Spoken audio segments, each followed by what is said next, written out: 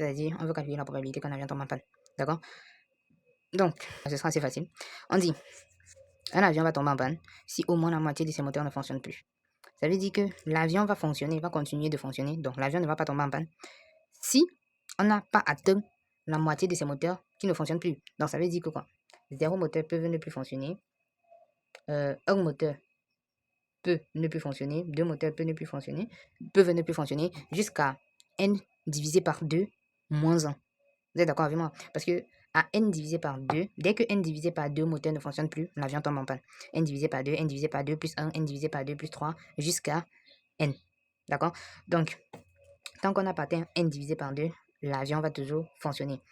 Donc, qu'est-ce que ça veut dire? Ça veut dire que pour que l'avion fonctionne, il faudrait que 0 moteur tombe en panne, 1 moteur tombe en panne, 2 moteurs tombent en panne, jusqu'à n moteurs tombe en panne. D'accord? Donc, on va dire, d'accord. Donc, N égale à quoi? N égale à quoi? 0 moteur tombe en panne. Ok? Oubliez pas, on a noté P, la probabilité qu'un moteur tombe en panne.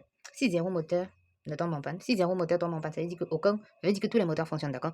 Donc la probabilité pour que tous les moteurs fonctionnent, c'est quoi? C'est donc 1 moins P. Parce que P, c'est la probabilité qu'un moteur tombe en panne. Du coup, 1 moins P, c'est la probabilité qu'un moteur ne tombe pas en panne. Et si 0 moteur tombe en panne, ça veut dire que tous les moteurs doivent fonctionner.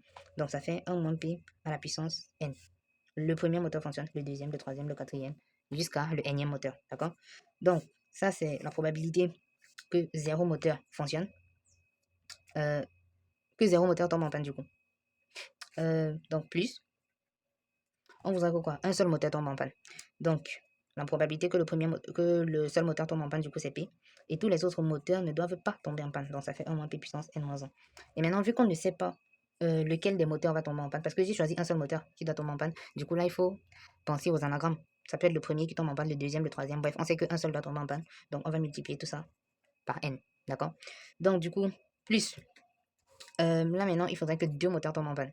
Vous l'avez compris, ça va faire P.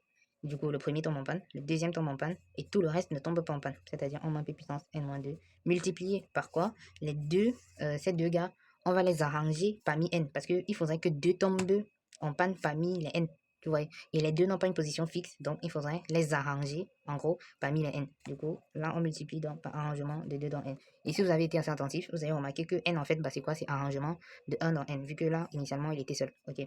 Donc, plus, donc voilà. Là, c'est la probabilité que l'avion reste intact, ne tombe pas en panne. Et du coup, si on écrit ça de façon plus esthétique, d'accord?